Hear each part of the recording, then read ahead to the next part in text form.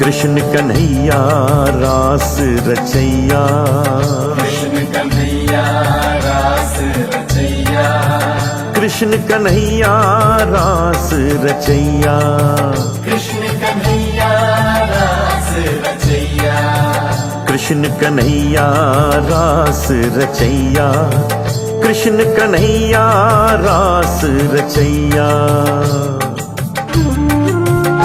भूल कर दुनिया हुई मोहन दीवानी, चित चुरा कर ले गया मोहन मुरारी,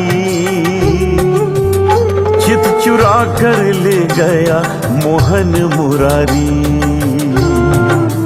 कृष्ण कन्हैया रास रचैया, कृष्ण कन्हैया रास रचैया।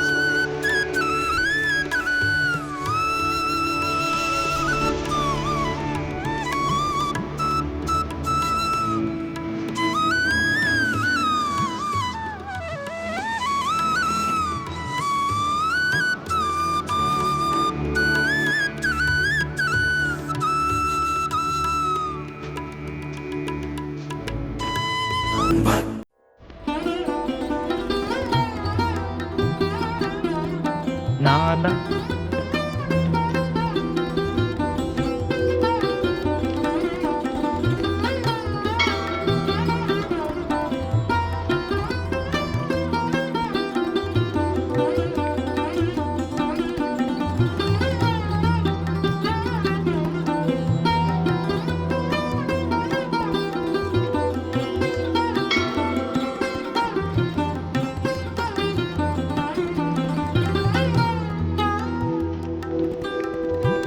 भक्षम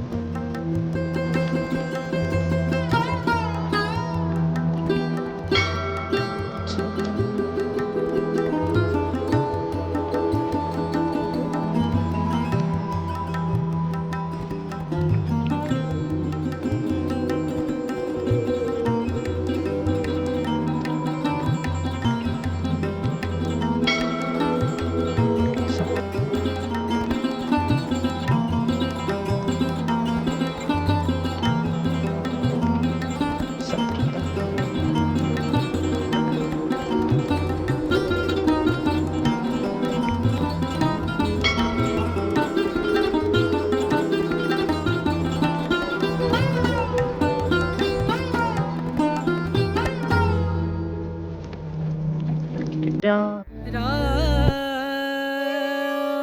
नाम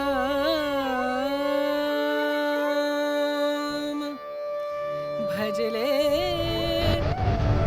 राम नाम सुखधाम।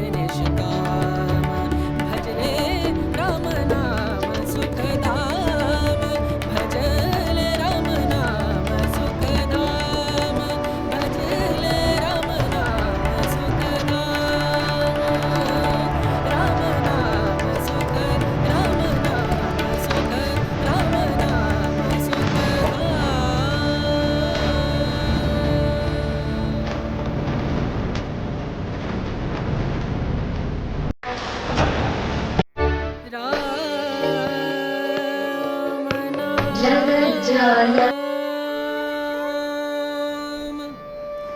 भजले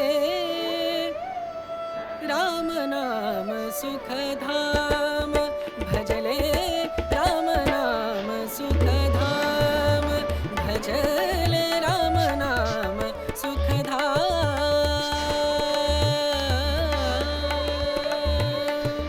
तेरा पूरन हो सब काम तेरा पूरन हो सब काम भजले राम नाम सुखधाम भजले राम नाम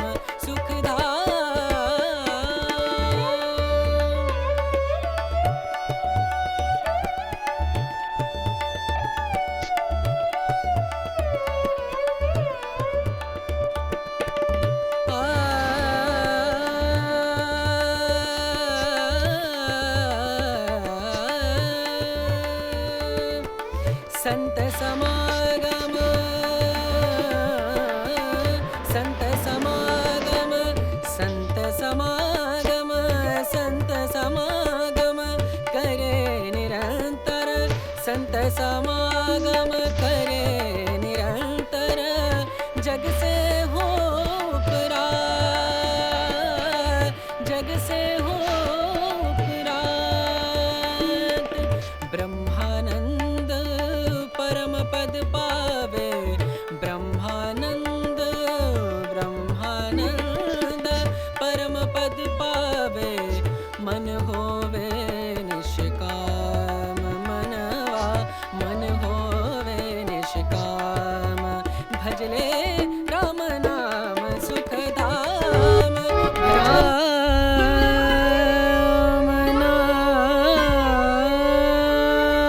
नाम भजले राम नाम सुखधाम भजले राम नाम सुखधाम भजले राम नाम सुखधाम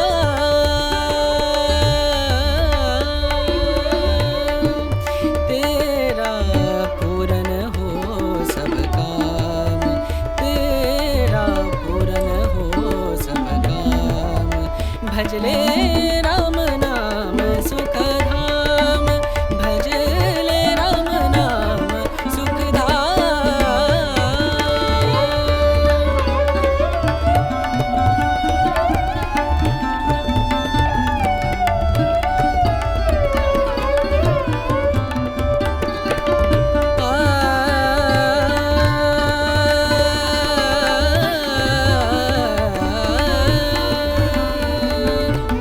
संत समागम संत समागम संत समागम संत समागम करे निरंतर संत समागम करे निरंतर जग से हो उपरात जग से हो उपरात ब्रह्मानंद परम पद पावे ब्रह्मानंद ब्रह्मानंद परम पद पावे मन होवे निष्काम मनवा मन होवे निष्काम भजले राम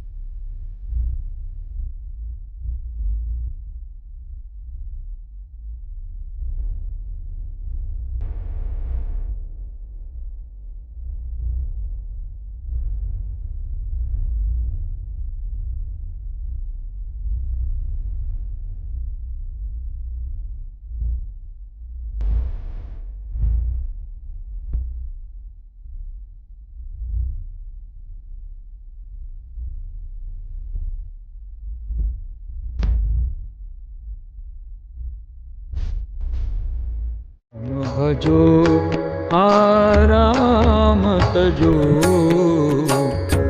राम भजो आराम। संकट हरण मंगल मूर्ति रूप, राम लखन सीता सहित चंद्र भगवान की जय। भक्तराज श्री हनुमान जी महाराज की, वेद व्यास जी महाराज की।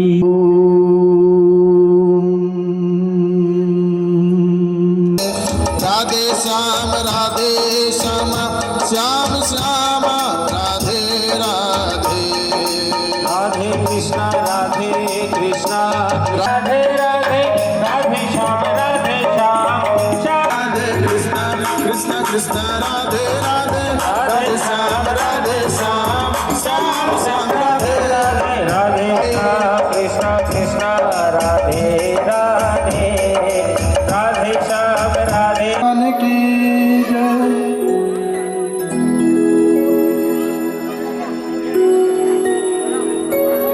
पधारिए, हम कथा में प्रवेश करें। कल हमने सुना कि भगवान श्री कृष्ण की जीविका का हम चरित्र सुनते हुए कथा, और भगवान श्री हरि जो कृष्ण रूप में आकर के पूजाए गए, श्री वृंदावन धाम की महिमा का वर्णन किया, और वृंदावन से अब वहाँ के बिहारी पधारते हैं महाराष्ट्र की लीला में, और तिलक करने लगे तब कन्हैया मना करते हैं और कहते हैं कि हे राजन, ये जो आपका राज्य है ये आप स्वयं का है, मैं इसका अधिकार नहीं ले सकता। इधर महाराज अग्रसेन का मथुरा में राज्य अभिषेक किया गया। समय निकला और जरासंध के आतंक से भगवान श्री हरि ने मथुरावासी जब बार बार परेशान होने लगे, तब भगवान श्री कृष्ण मथुरा को छोड़ करके द्वारिकापुरी का निर्माण करते हैं, और द्वारिकापुरी का निर्माण करके भगवान मथुरावासियों को द्वारिका पहुंचाते हैं, और द्वारिका पहुंच करके अब सारे मथुरावासी रहने लगे। इधर समय निकला और माँ रुक्मिणी का संदेश भगवान कृष्ण को मिला। जब संदेश भगवान रुक्मिणी का भगवान कृष्ण को मिलता है तो भगवान कृष्ण जाकर के रुक्मिणी का हरण करके लेके आते हैं। जब माँ भगवती रुक्मिणी ने भगवान कृष्ण से विधि विधान से विवाह संपन्न हुआ, समय निकला, एक दिन का योग, भगवान वहाँ के बिहारी जो द्वारिकाधीश है वो आराम से राज्य कर रहे हैं। एक दिन का योग बना, उस द्वारिकापुरी के अंदर एक सत्राजित नाम का व्यक्ति भगवान की सूर्य की उपासना करता है, और भगवान सूर्य की उपासना से भगवान सूर्य प्रसन्न हो जाते हैं। भगवान सूर्य ने एक मणि प्रदान करते हैं, और उस मणि का नाम है स्यमंतक मणि। स्यमंतक मणि को लेकर के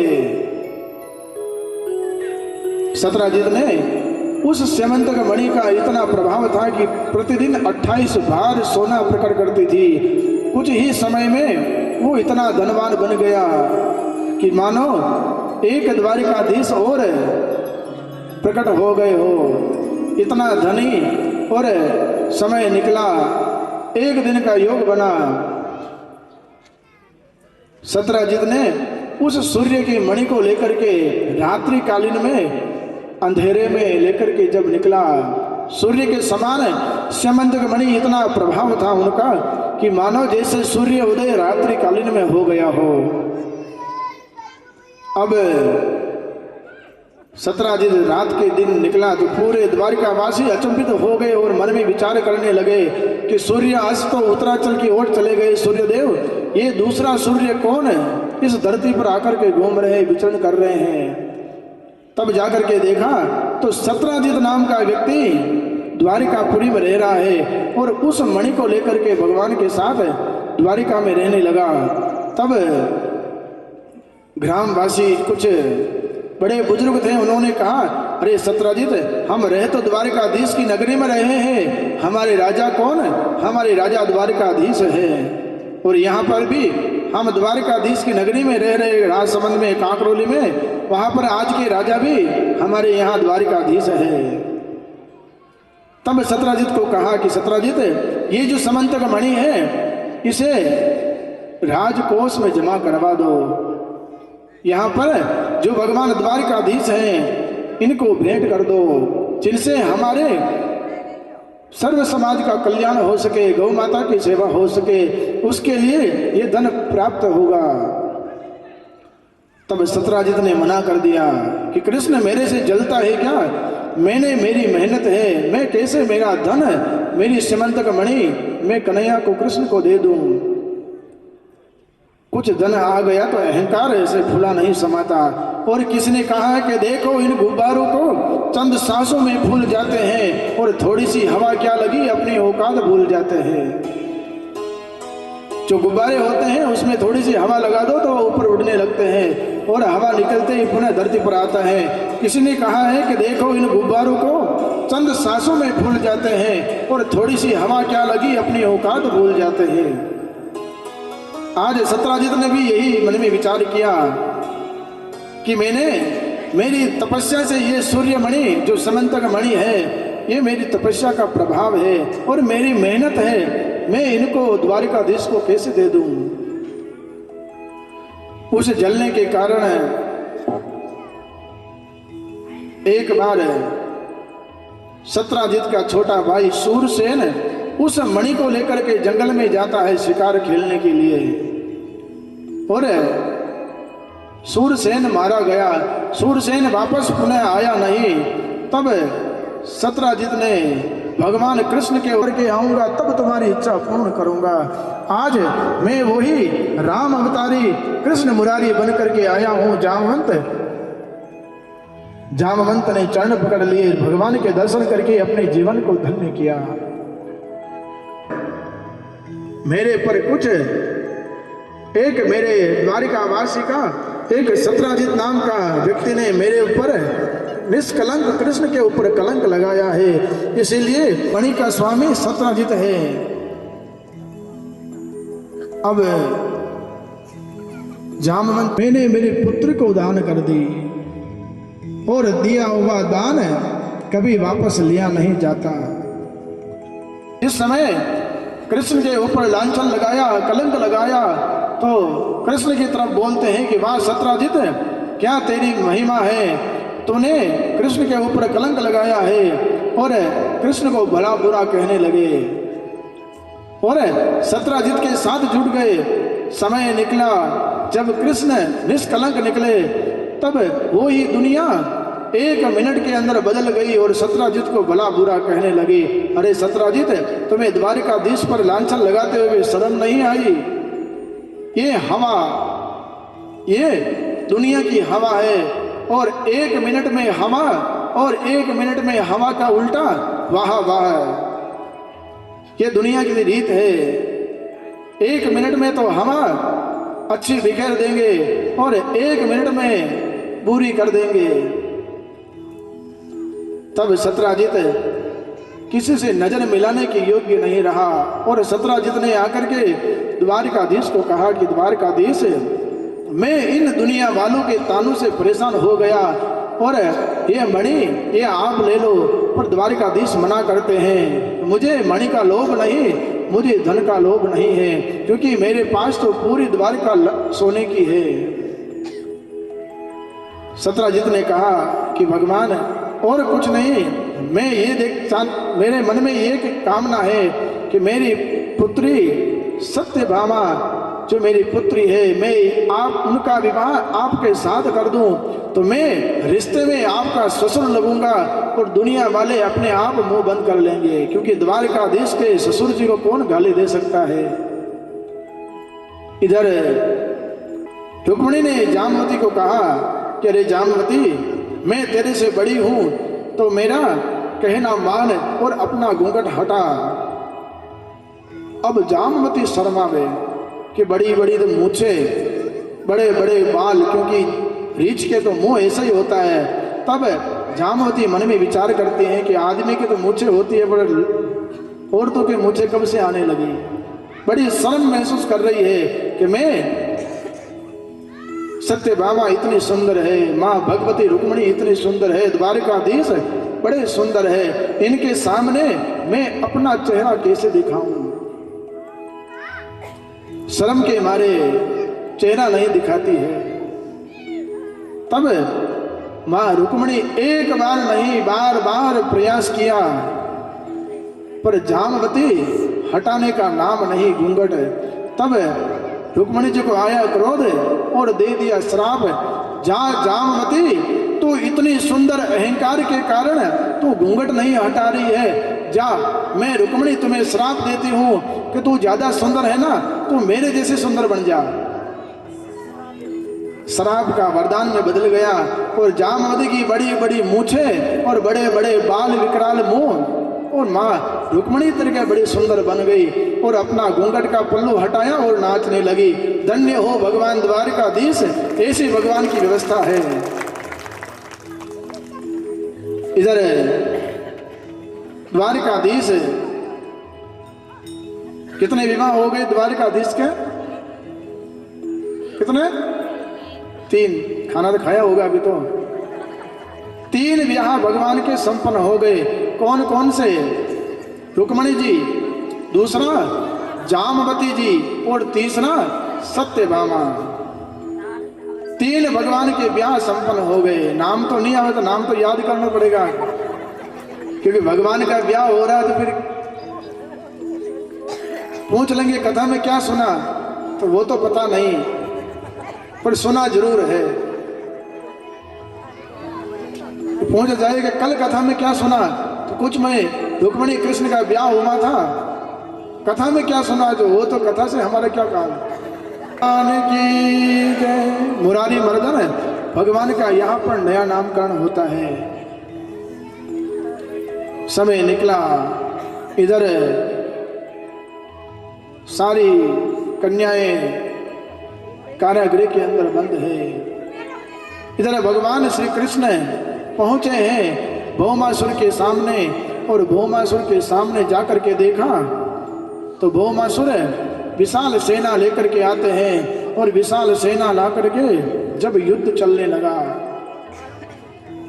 युद्ध चला तो ऐसा चला भगवान श्री हरि ने कुछ समय में पूरी सेना को समाप्त कर दिया और नरकासुर राक्षस का वध कर दिया। नरकासुर राक्षस का जैसे ही वध किया, तब नरकासुर राक्षस भौमासुर का वध हुआ और 16,100 कन्याओं को मुक्त करवाया। इधर 16,100 कन्या मुक्त होते ही बाहर निकल आई, बाहर खड़ी है और द्वारकाधीश बीच में खड़े हैं, और सारी कन्याएं भगवान से यही प्रार्थना कर रही है कि भगवान हम कन्याएं इन समाज में अब कैसे रहेंगे, क्योंकि आज माता सीता निष्कलंक माता सीता पर कलंक लगाते हुए दुनिया वालों को जरा भी विवेक नहीं था। उन्होंने माता निष्कलंक सीता पर कलंक लगा दिया कि वो सीता रावण के पास रह करके आई, इसलिए मैं धोबी तुम्हें नहीं रखूंगा। इधर सारी गोपियां कहती है, सारी कन्याएं कहने लगी,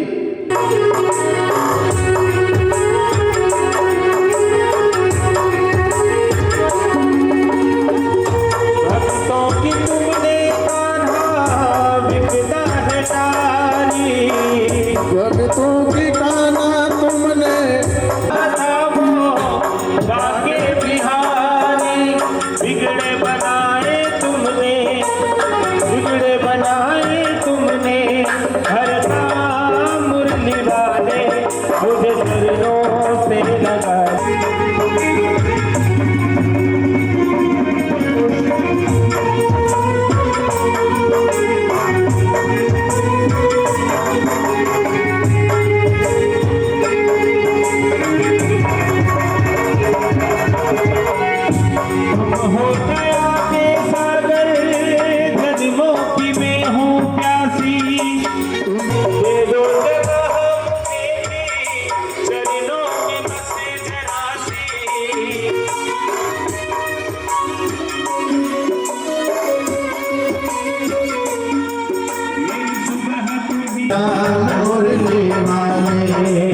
चरणों से लगा ले मेरे श्याम मुरली वाले।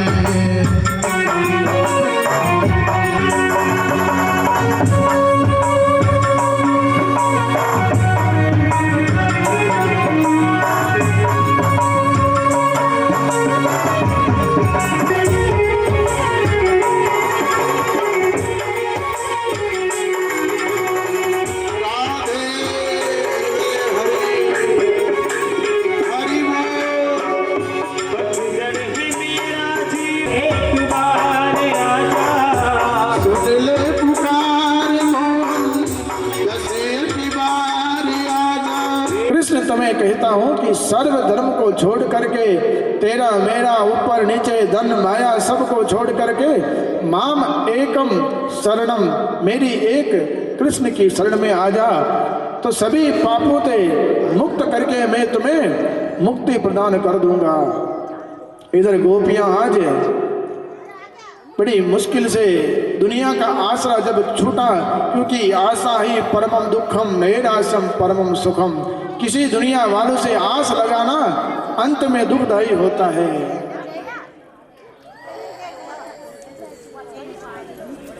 अंत में दुखदायी होता है, इसलिए यदि आस ठाकुर से लगाई जाए तो वो सुखदायी होता है। आज नहीं तो कल रोना जरूर पड़ेगा, इसलिए यदि प्रेम करना है तो परमात्मा से करो, क्योंकि जीवन के अंदर जब तक जवानी है तब तक खिला हुआ जवानी का फूल भगवान के चरणों में भेंट करो, और बाद में जवानी का फूल यदि मुरझा जावे तब भगवान को भेंट करने से कोई मतलब नहीं, क्योंकि वो फूल मुरझावे ना मुरझावे कि जीवन का कोई भरोसा नहीं। और जिंदगी के अंदर जो श्वास की लड़ी अपने जीवन में चल रही है, उस श्वास श्वास पर राम बजे वृथा श्वास नहीं खोई, ना जाने इस श्वास का आमन हो या ना हो, कोई जीवन का भरोसा नहीं। अपने जीवन में भी भगवान के नाम का एक ऐसी छाप छोड़नी चाहिए कि जो जीव जब तक रहता है भजन करता है। किसी ने कहा है कि जप करने की हद कर दे, और जप इतने कर कि जप करने की हद कर दे, और यमराज भी अपना खाता बंद कर दे। यमराज वो भी अपना खाता बंद कर दे कि इस जीव ने इतना भगवान का भजन कर लिया है। इसलिए हम सब जो लेखा जोखा है वो सब बंद करके हम सब भगवान की शरणा में चले, और इधर मेरे दाता के दरबार में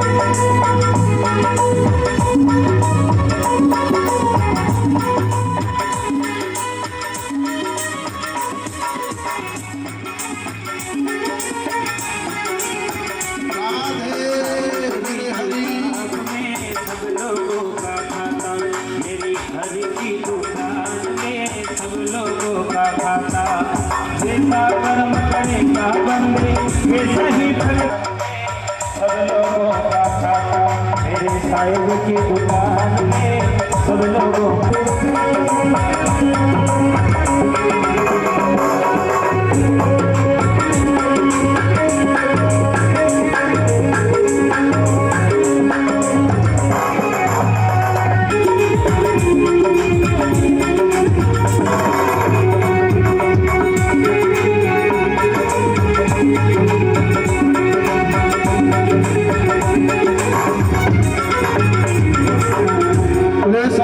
सरकार प्राप्त करती है। और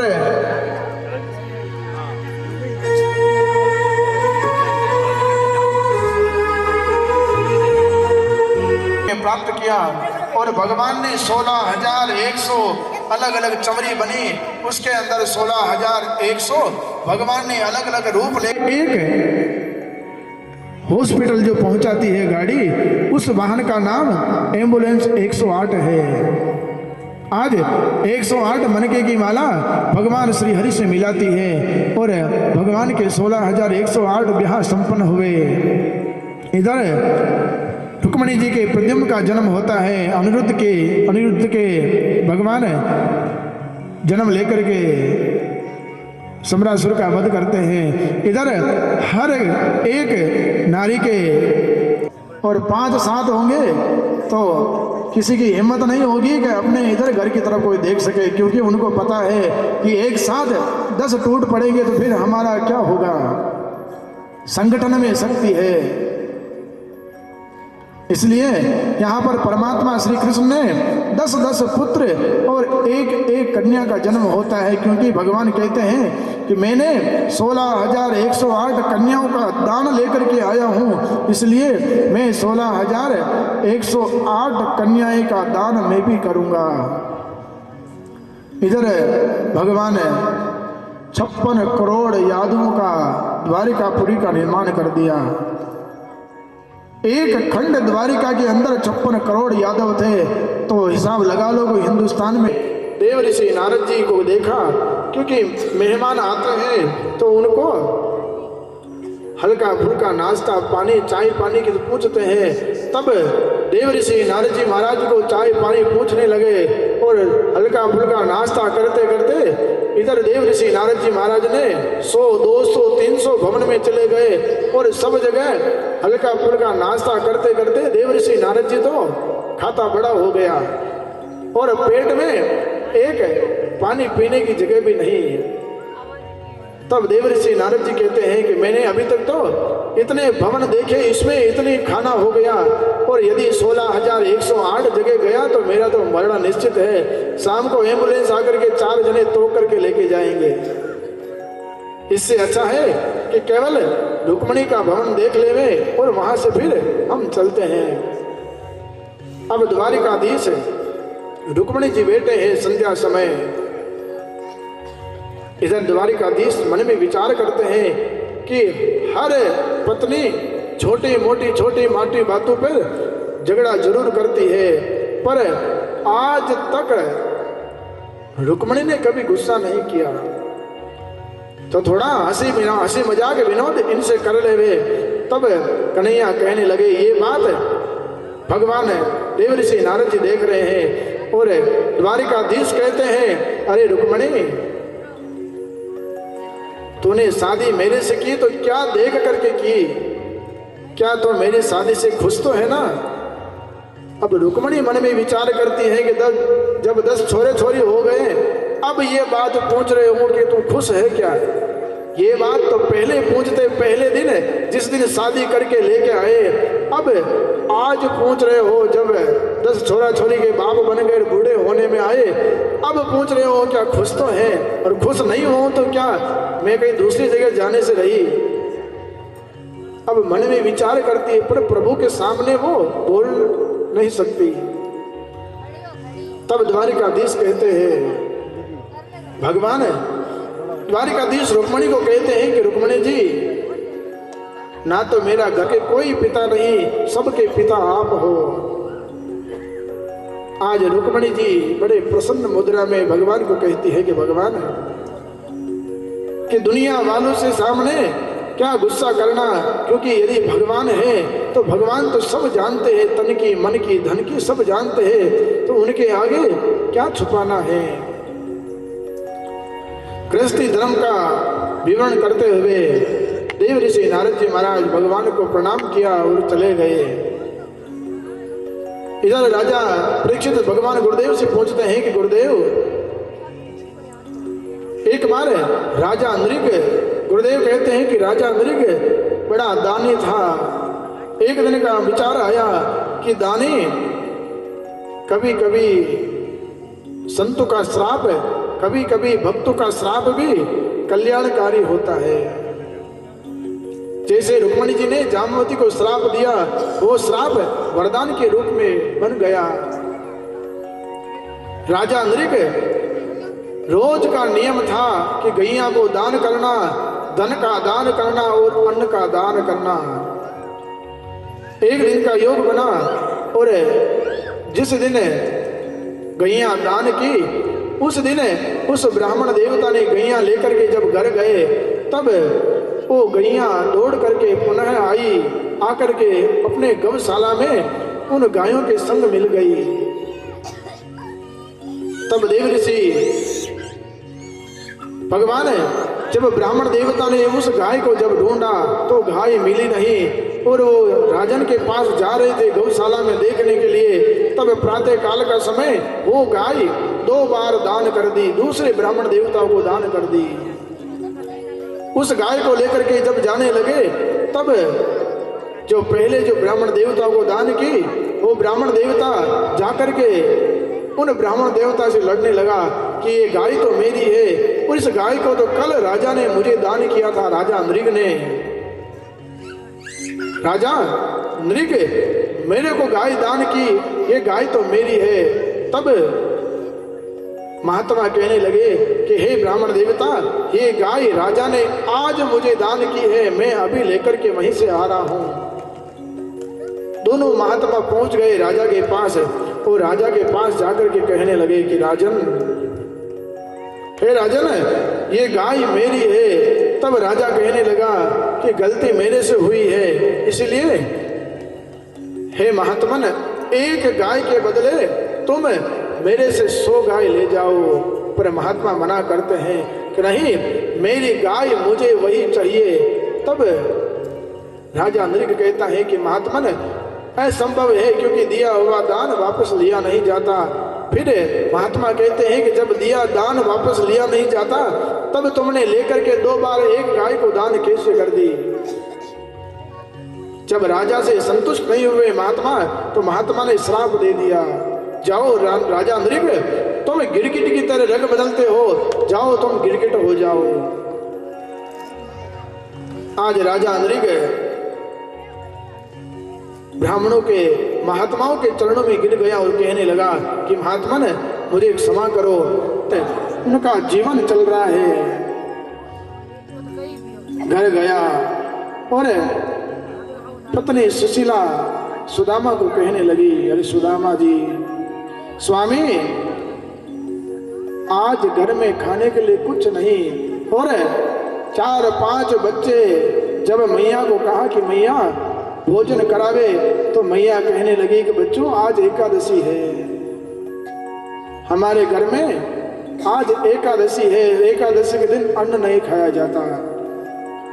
पानी पी करके सो गए और माता सुशीला मन में विचार कर रही है कि सुदामा जी, आपके मित्र, आपके सखा, आपके बालपन के मित्र द्वारिकाधीश है, द्वारिका के राजा, एक बार जाकर के उनसे मिल लो।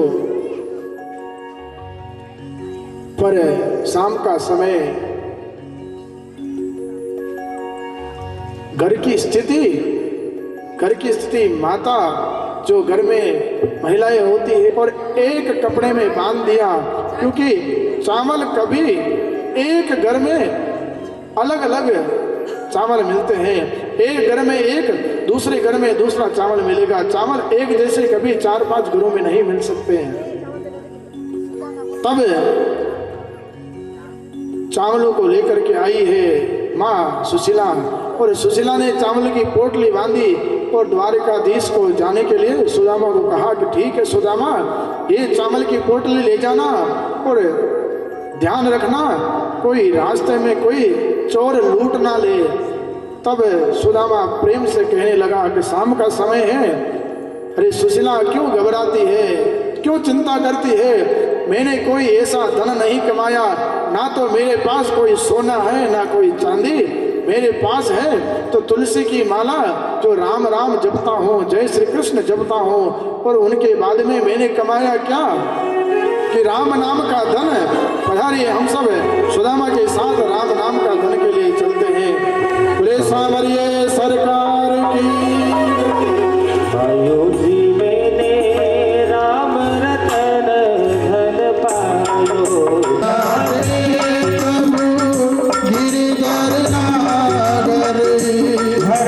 हर्ष जस गायो।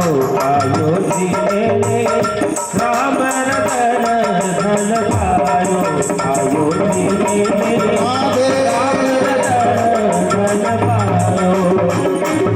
दिमाग लगाओ पर दिल ठाकुर को लगाओ, मन ठाकुर में लगाओ। ये दूसरा आनंद से जीने का मंत्र है।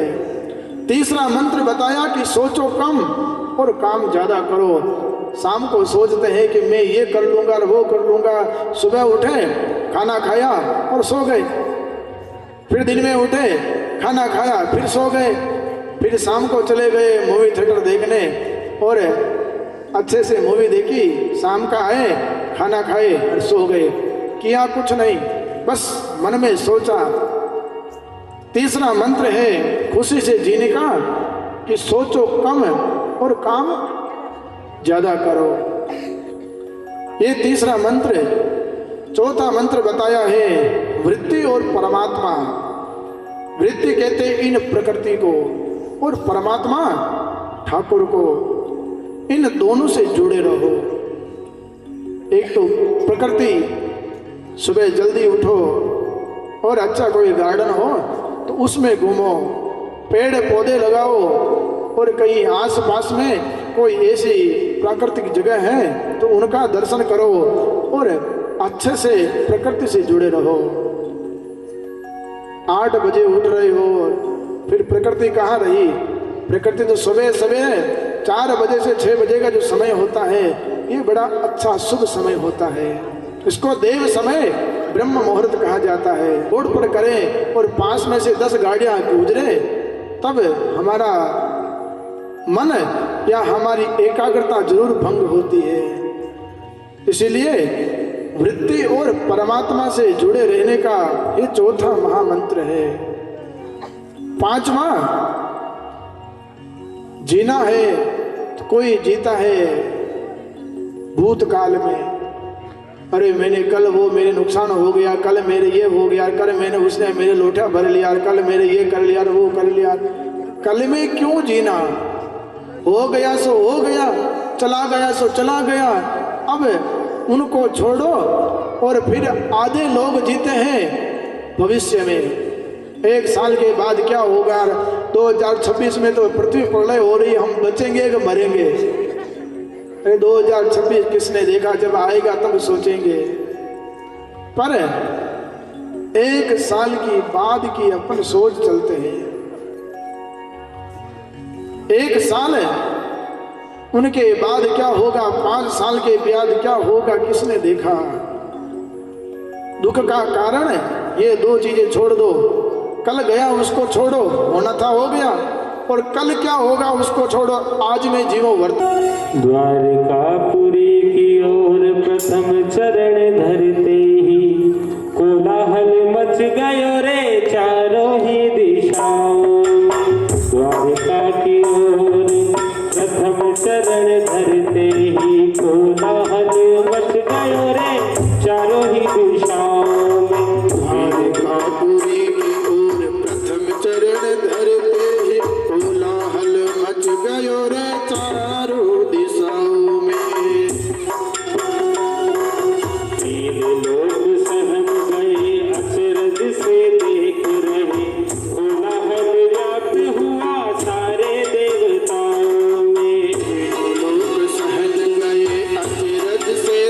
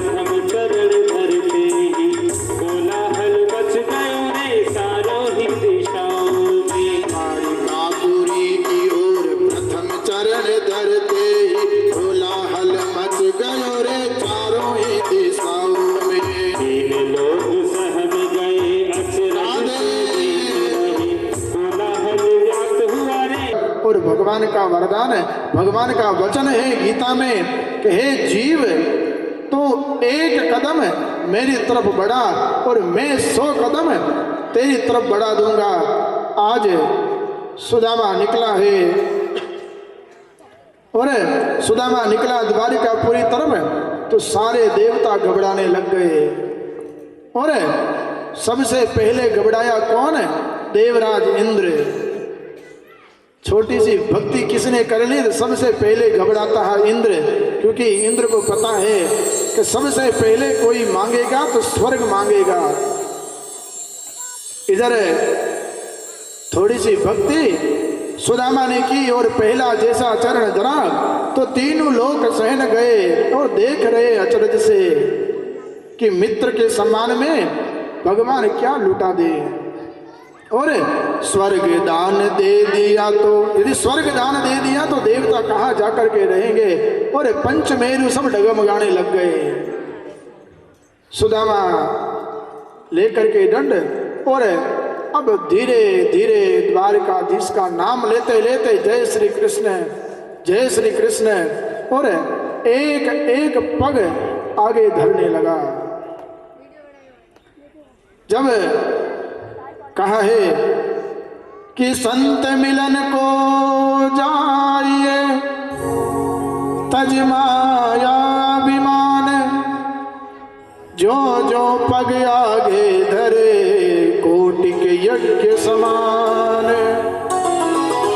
जब भगवान के द्वार पर जब संत मिलन के लिए जाते हैं तब सब माया तज अभिमान है।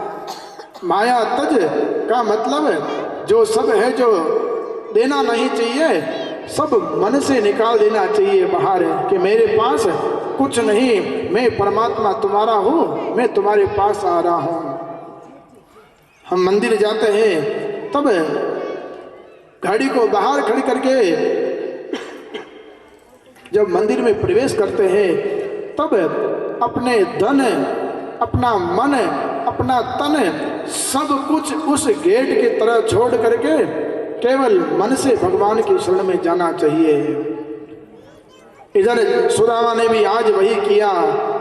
पत्नी, बच्चे, परिवार सब छूट गया पीछे और सुदामा आज जय श्री कृष्ण करते करते द्वारिकापुरी की तरफ चले। थोड़ा सा समय निकला,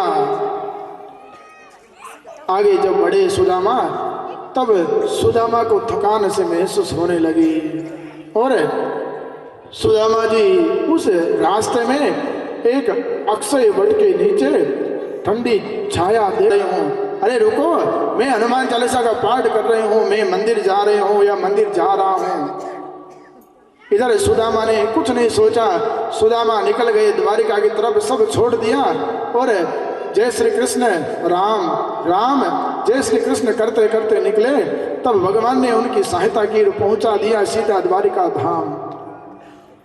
सुदामा पहुंचे द्वारिका और जब आंखें खुली तब देखा कि मैं सोया था जंगल में अक्षय वट के नीचे और ये बड़े बड़े महल, राज महल, बड़े बंदे हीरे मोती से जड़े हुए हैं। सुदामा ने देखा कि ये कौन सा शहर है, ये कौन सा गांव है, मैं यहाँ कैसे आ गया। सब अपने अपने हाल में मस्त, ना किसी से बात करना और ना किसी के ईर्ष्या भावना रखना और ना किसी के कान भरना। सब अपने अपने हाल में मस्त, अपने अपने काम में मस्त। और कोई बात भी करनी है तो धीरे से बात कर लेते हैं, कोई शोरगुल नहीं, क्योंकि वो तो द्वारिकापुरी है जहाँ द्वारिकाधीश का बड़े आनंद से रहते हैं। तब सुदामा ने पूछा, अरे महोदय ये कौन सा गांव है। तब द्वारिकावासी कहने लगे कि अरे महात्मा तुम कौन हो और कहाँ से आए हो। तब महात्मा कहने लगे कि मेरा नाम है और द्वारिका के जब राजा बने मुझे पहचानेंगे कि नहीं पहचानेंगे। अब मन में विचार करते हुए जय श्री कृष्ण करते करते पहुंचे हैं द्वारिका के भगवान के रंग महल के बाहर और द्वारपाल से प्रार्थना की। द्वारपाल भगवान जब प्रार्थना करते हैं तब द्वारपाल गए हैं भगवान के द्वार।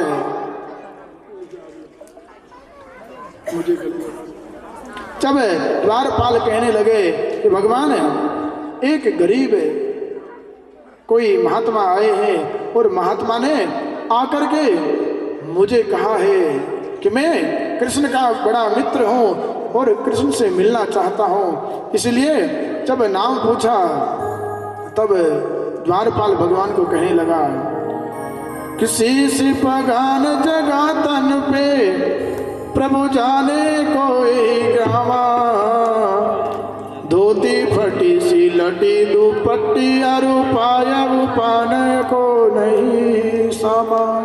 हे भगवान द्वारिकाधीश, उनका स्वरूप का वर्णन किया गया, उनका स्वरूप का वर्णन किया गया कि उनके प्रभु ना तो शरीर पर वस्त्र है और धोती है वो भी फटी सी है। द्वार खड़ो द्विजी दुर्बल एक, हे प्रभु द्वार खड़ा एक बड़ा दुर्बल लग रहा है, ऐसा लग रहा है कि एक साल से कुछ खाया नहीं हो, एक एक हड्डी आप उनकी गिन सकते हैं, इतना गरीब इतना दुबला पतला। और रयो चाकी सोभ सुदा विरामा, हे प्रभु द्वारकाधीश, उनको मैंने पूछा तो उन्होंने कहा कि पूछती दीन दयाल को धाम। हे द्वारकाधीश, ये आपका रंग महल का पता पूछना है। और उनको मैंने पूछा कि आपका नाम क्या है, तब वो बताने लगे कि बतावत आपनो नाम सुदामा। जैसे ही सुदामा नाम सुना और द्वारिकाधीश के राजसी वस्त्र मुकुट भगवान के चरण पादुकाएं सब कुछ छोड़ दी और भगवान दौड़ पड़े।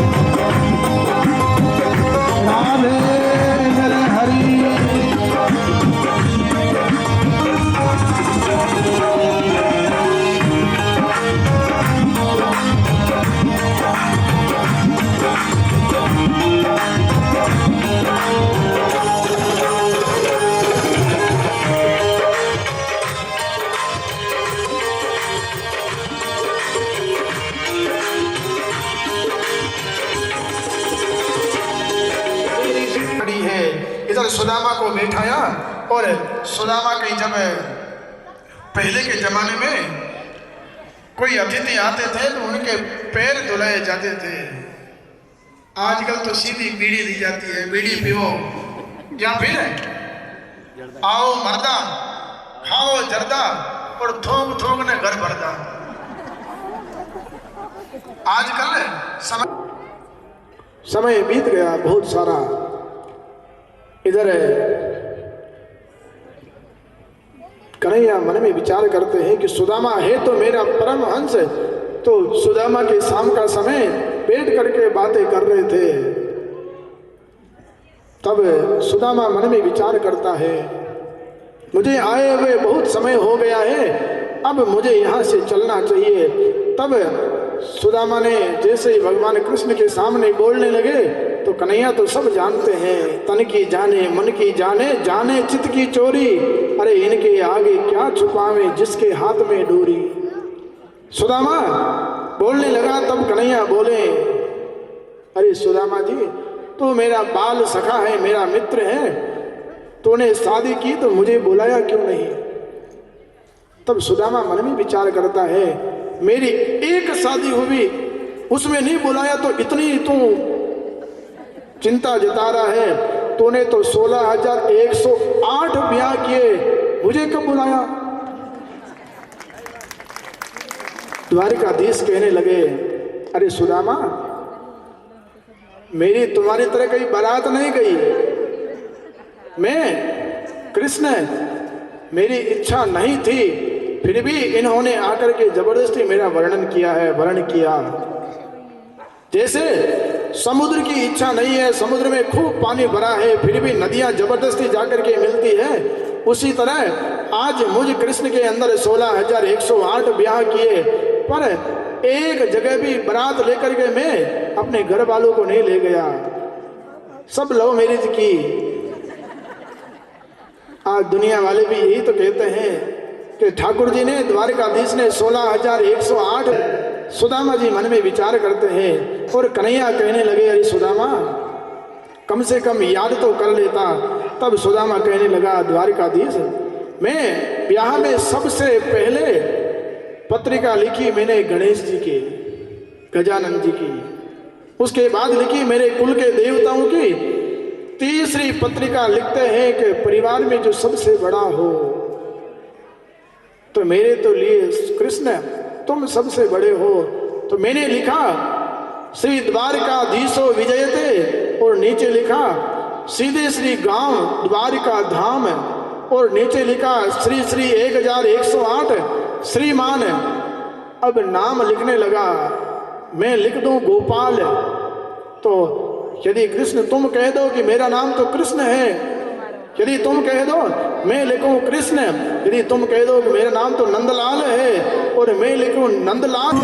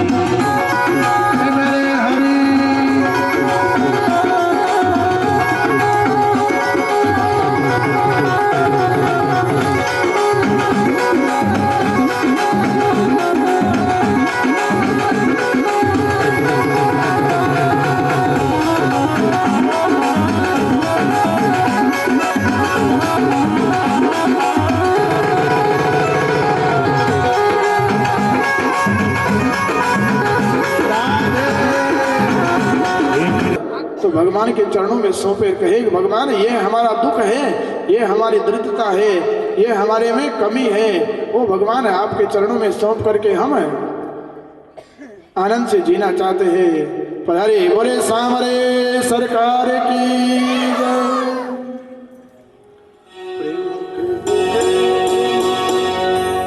प्रेम के भूखे प्रेम के तंदुल प्रेम के भाव से खाने लगे हैं। प्रेम के भूखे प्रेम के तंदुल प्रेम के भाव से खाने लगे हैं। प्रेम के भूखे प्रेम के तंदुल प्रेम के भाव से खाने लगे हैं। तंदुल के दानों में दीन का दैन्य, तंदुल के दानों में दीन का दैन्य, दरिद्र तो अब चबाने लगे हैं। प्रेम के भूखे प्रेम के तंदुल प्रेम के भाव से खाने लगे हैं। असविधान में दे रहा कहानी ये मेरा ये कैसा भी आए।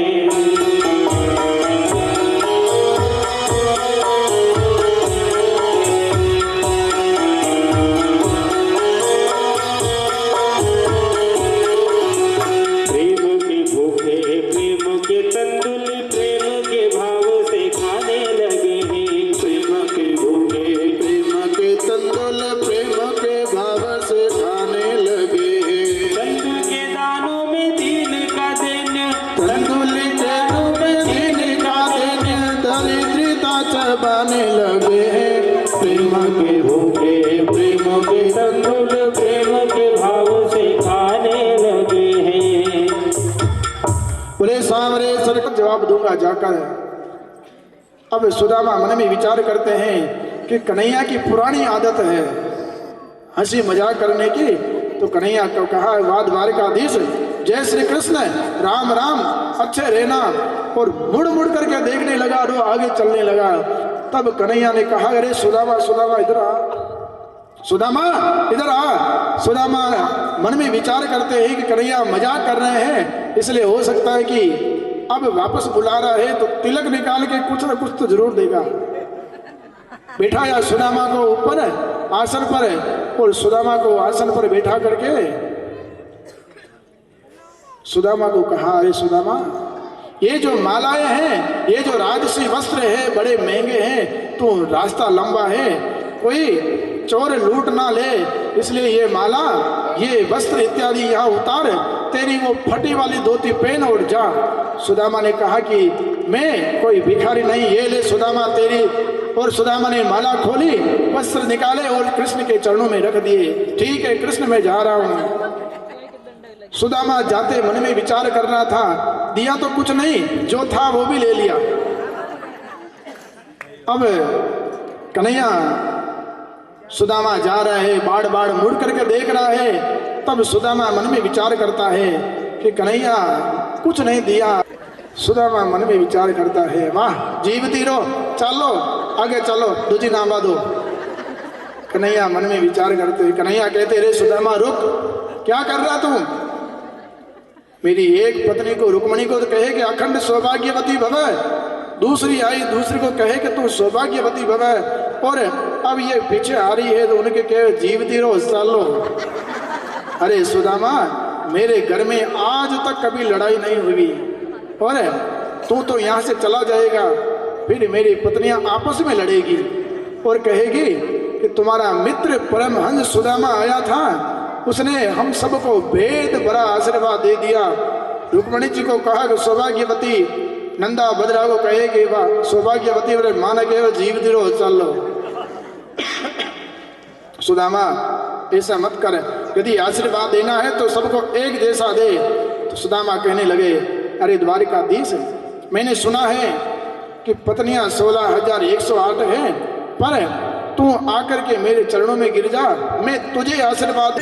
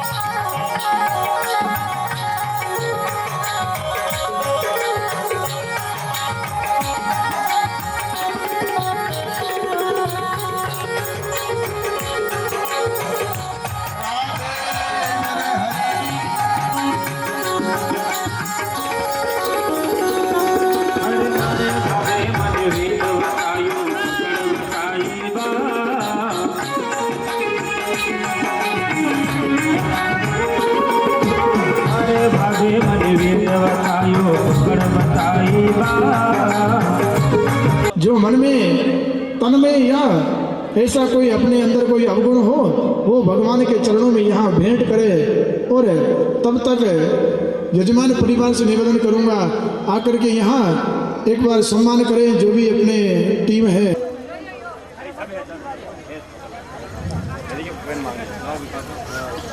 पंडित जी महाराज राजपणमस्तु। श्री कृष्णार्पणमस्तु। श्री कृष्णार्पणमस्तु। श्री कृष्णार्पणमस्तु। ओम नमो भगवते वासुदेवाय। ओम नमो भगवते वासुदेवाय। हरि ओम। हरि ओम। हरि ओम। हरि उत्तर दक्षिण अशो दिशा विराज तेरो सागरे सावरिया तेरो बहुत बड़ो दरबार सागर रागरे।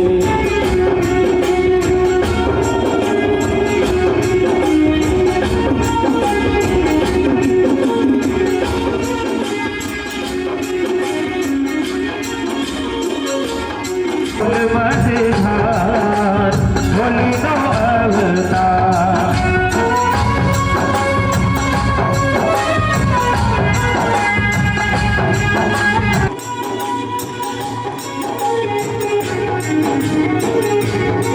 मझधार तीनों अवतार आवरा राठौड़ा फूल मझधार तीनों अवतार।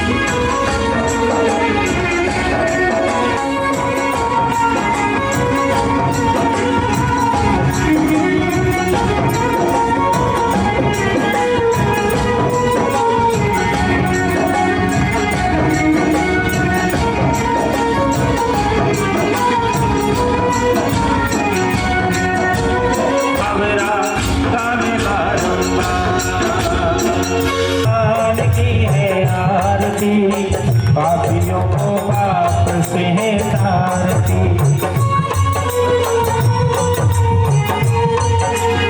भागवत भगवान की है आरती पापियों को पाप से तारती।